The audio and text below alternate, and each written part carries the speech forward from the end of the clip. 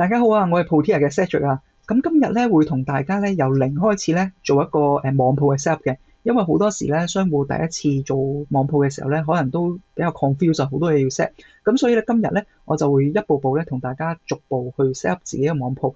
咁其實主要咧最緊要係咩咧？最緊要有四部分。第一啦 payment 啦，第二就係 delivery 啦，第三就係 upload 個 product 啦，第四就係 set up 翻自己個網鋪嗰個 front page 啦。咁其實 set up 咗呢四部分之後咧，其實個網鋪就已經可以營運㗎啦。咁其他部分咧，咁可能大家就可以去翻我哋個即係官網嗰度有個資源中心咧，其他進階嘅功能咧可以逐一去睇睇，去做翻個 set up 啦。唔明嘅時候咧，亦都可以揾我哋WhatsApp 我哋啦，咁去做翻一個教學都冇問題嘅。咁好啦，咁我哋開始咯喎。咁其實入到嚟咧，我哋個 Protea 嘅後台啦，咁其實我哋 set 個 payment 咧，去翻呢個設定店鋪設定呢度。咁其實你會見到呢個付款方式，咁我哋去撳一撳啦。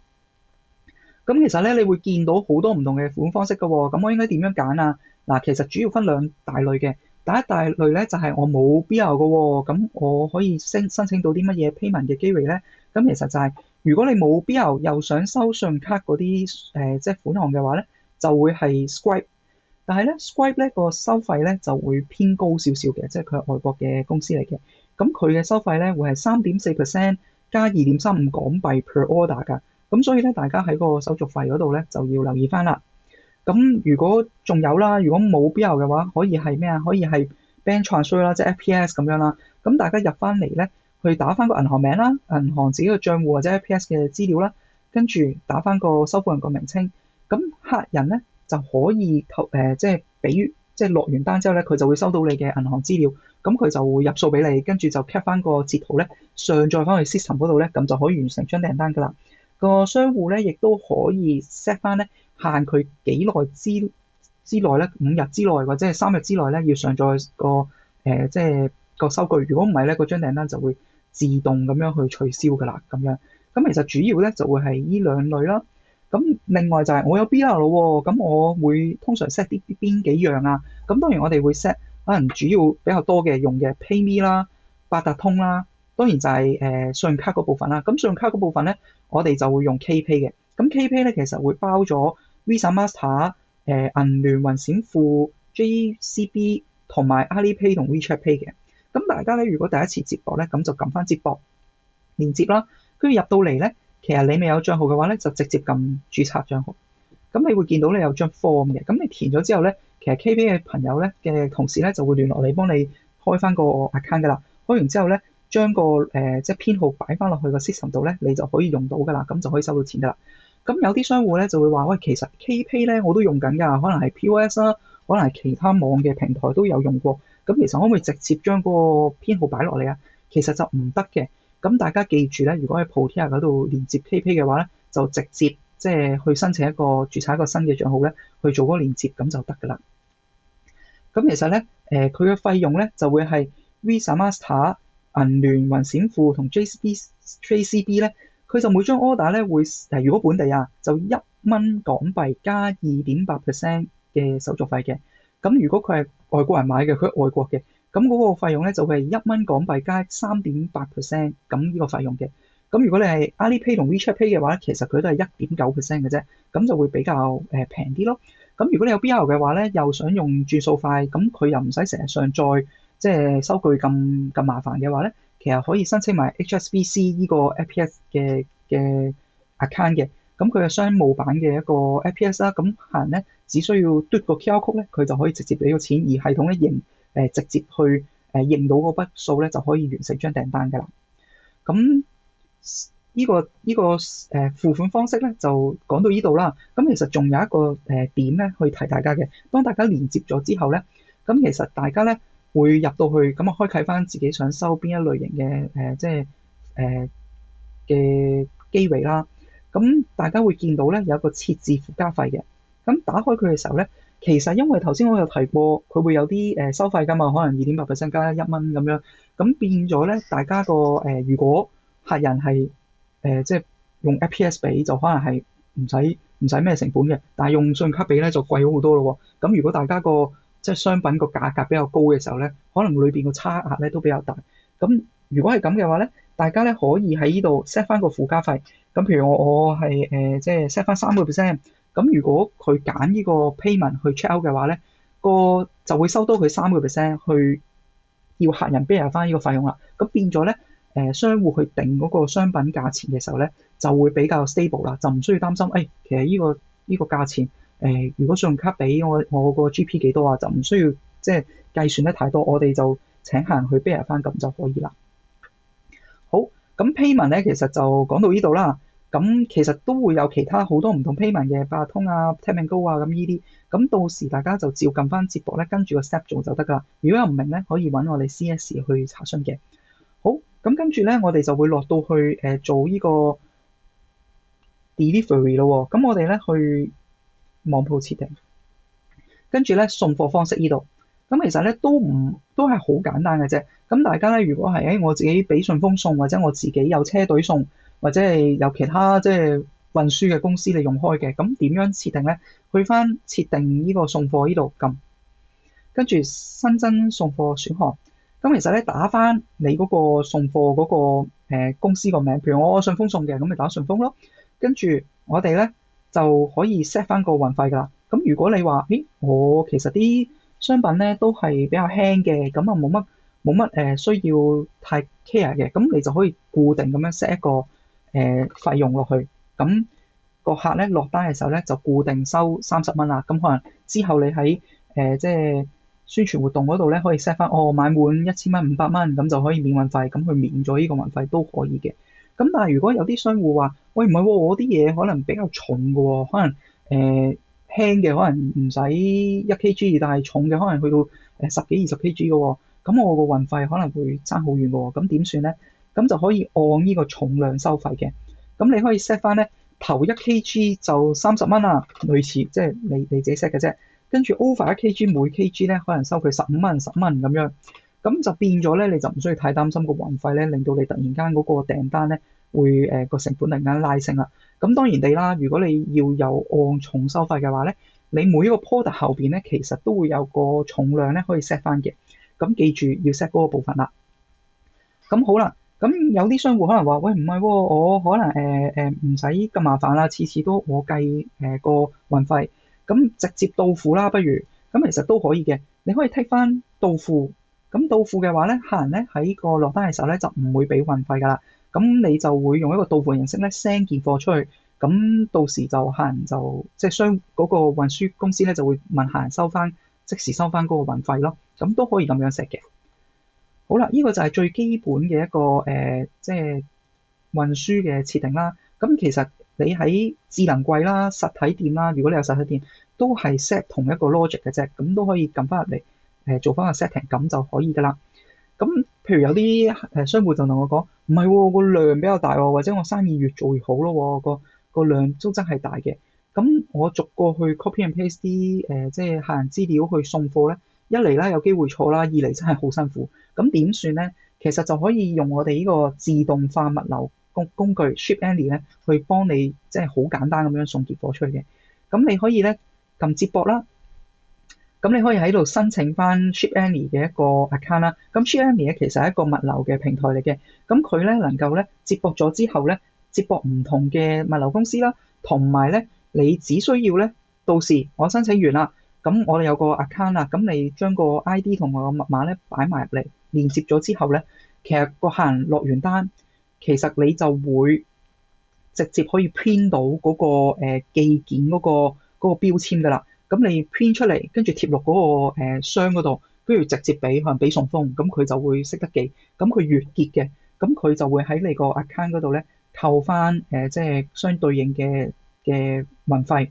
咁記住咯，而家咧因為我哋2025年10月之後咧，我哋做咗個升級啊，咁所以而家新用戶咧其實就會喺 Ship Any 嗰度咧做一個充值嘅。咁你充值咗，跟住佢每一張 order 咧就會扣你錢咁樣咯。咁佢會月結咗，會俾咗。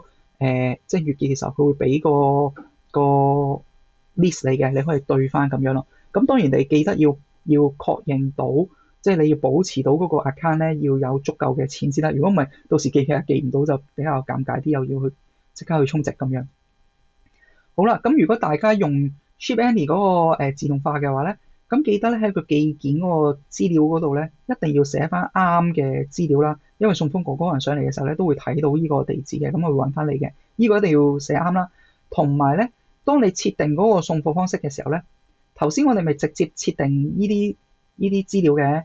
咁其實咧，我哋上邊咧記得要打開翻呢個物流自動化。咁呢個 setting 咧，去揀翻相關嘅一啲setting 嘅，譬如用邊間物流公司啊咁樣。咁因為咧如果你冇開嘅話咧，佢就會行咗普通嗰隻，咁你就要自己記㗎啦。如果呢個送貨方式開咗呢個自動化物流嘅話咧，佢就會 full Shipmany 去處理，咁你就可以編嗰張單出嚟咧，咁直接貼落去就可以記到咁樣咯。好，運輸咧就暫時係講到呢度。咁跟住咧，我哋講product 咯，上載 product 咯。咁我哋咧撳翻呢個商品啦，商品列表呢度。咁其實咧，我哋直接撳新增商品。咁其實咧喺呢個畫面咧，你可以從呢個電腦嗰度啦，上載翻嗰個商品嗰個相片啦。咁或者你 App 度都可以嘅，其實好簡單嘅啫。咁我哋 set 翻個商品名稱同埋介紹。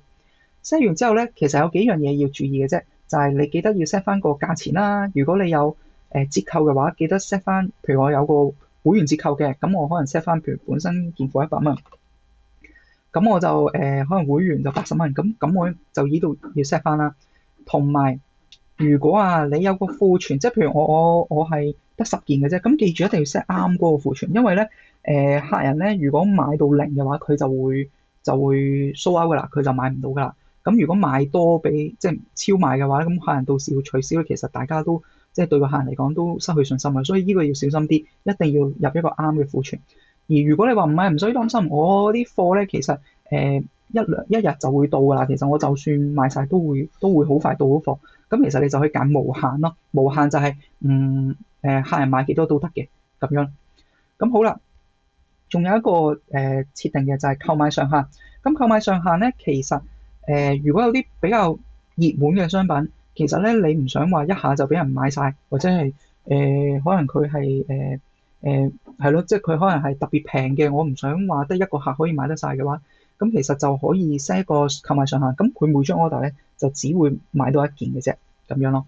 當然你可以 set 多啲啦，即係2件3件都得嘅。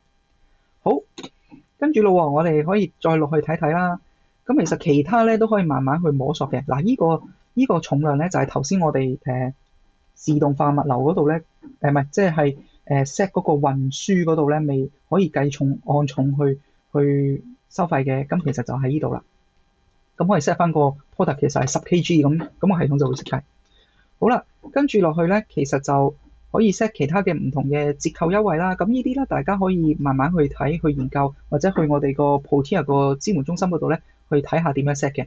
咁可能我都講一講呢個預購啦，因為咧可能有啲，尤其是可能有啲玩具啊、figure 啊咁樣，可能佢係要3個月後先到嘅。咁雖然有陣時咧喺個名度或者 description 有寫咧，咁但係就好似未咁美觀咁樣。咁我哋咧就可以喺呢度set 翻個預計嘅出貨日期，譬如我10月先到嘅，咁可能就 set 翻10月咁樣，等個客人會知道。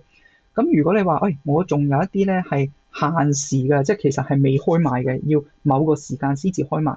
咁我哋咧亦都可以 set 開賣時間啦，同埋結束時間嘅。咁記得喺呢度 set 咗，譬如結束咗時間之後，係咪會自動下架咧？你都可以 tick 翻呢個 tick 號咧，咁佢就可以賣完佢就即刻自己下架㗎啦。即係佢到咗個時間，可能做一啲快閃啊咁樣咯。好啦，咁其實咧嗱，呢個就最後啦，上架狀態啦。咁大家可以 set 翻，如果係有如果佢已經冇得賣啦，咁我唔賣啦，咁我可以將佢 set 翻做下架嘅。咁到時可以翻到嚟自己 set 翻。咁其實頭先呢個 description 咧就會係喺個商品嘅右邊啦，會有一堆介紹啦。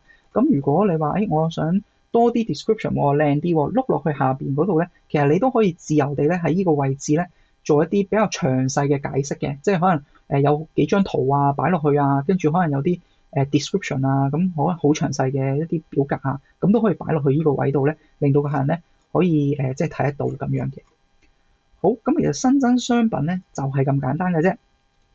咁其實大家如果頭先喺個版面度有留意咧，見唔見到有個智能嘅銷售助手啊？其實咧，除咗我頭先講嘅逐件商品去上載之外咧，其實可以大家用一個 WhatsApp 咧，去直接我用一個 WhatsApp send 去某個我哋 Portia 嘅一個 number 嗰度，有張相，可能有個商品嘅名稱咧，就已經可以 create 到個 product 噶啦。尤其是適合一啲可能係比較多量嘅，譬如我係時裝嘅，我可能百幾件，每次嚟貨都百幾件，咁我就用個 WhatsApp 影一影張相，寫個名，寫個價錢就 send 出去，咁佢就會自動去每一件咧去 create 個 product 噶啦，咁變咗就會快好多。咁呢個咧係有另外一個教學影片咧，去教大家點做嘅。到時大家咧可以揾翻我哋嘅教學影片啦，又或者去翻我哋資源中心嗰度咧，可以睇一睇咁樣嘅。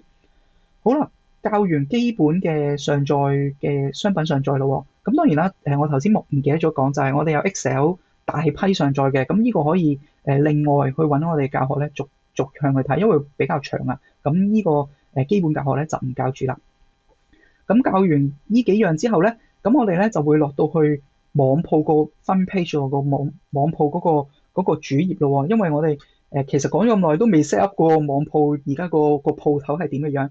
咁其實咧，我哋去設計呢度，咁我哋撳概覽啦。其實咧最簡單嘅方法咧就係撳呢個編輯店面，跟住咧我哋咧就可以見到咧有個 page 咧，你可以 edit 呢度嘅。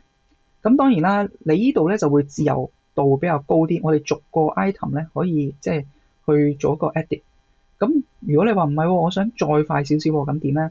我哋咧可以去翻概覽呢度咧，有個更換主題嘅，大家見到有個主題，咁更換主題。